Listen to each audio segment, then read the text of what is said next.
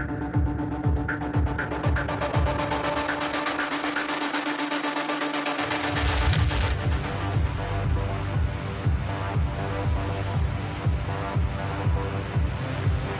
just want to thank those who have wished condolences for the loss of my father. And it was only just a few months ago that I lost my grandmother. It was my Aunt May, and it just sucks because we've been trying to get lawyers, to give justice for my grandmother, but unfortunately, because we don't have pictures of bed sores, even though the hospital and the rehab center has documentations of it, they're deciding not to move forward. And even though she died of COVID and she contracted it at the nursing facility, no lawyers are going to touch COVID, even though they're supposed to keep her healthy and safe. And in order for you to come upstairs and visit somebody, you need to test negative. And unfortunately, it had to have been one of the doctors or staff members or nurses that gave her COVID. It's hard to prove, and no lawyer is going to touch COVID, even if there was a case where somebody was really angry at the world and they have COVID and they went out into, let's say, a movie theater and they just coughed everywhere, and their intent was to spread COVID as much as they can. And then unfortunately some of the people who he got infected died.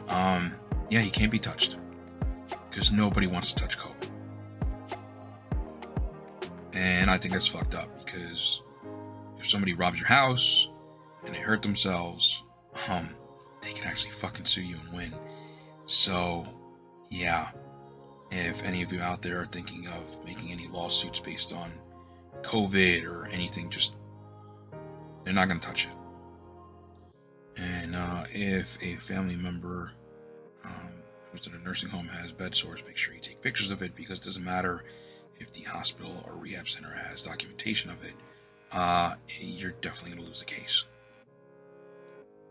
That's what sucks. Anyway, I was going to delay doing this video because the amount of emotional and physical pain that I've been through, especially during my recovery from the hernia surgery. For today, I just asked that whomever your loved ones are, just embrace them and tell them how much you love them, because you never know on when their time is up. I mean, your time could be up too, in this very short time that we have. And I know that today we celebrate our Independence Day, which you can hear the firecrackers in the background, but I will not today. I'm not going to talk about as to why on here. As of right now, I'll do that on a separate video, because it's just way too much to handle right now, and I'm sure you guys don't want to hear that.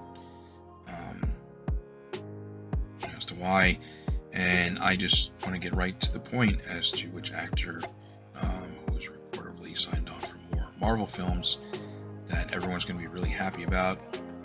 I will also reveal as to who that actor is, some more specifics that I'm going to be talking about.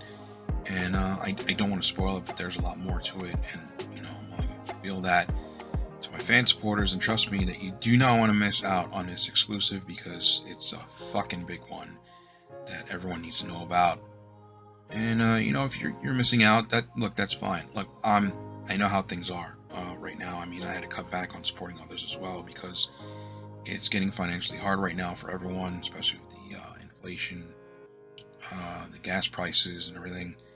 And look, the video that I'm going to upload tonight will always be there in my fan support playlist. So, join when you can. No pressure. And this is very upsetting news, is that Sony will tone down the Spider-Man villain Kraven the Hunter in his upcoming solo film. I know as to why.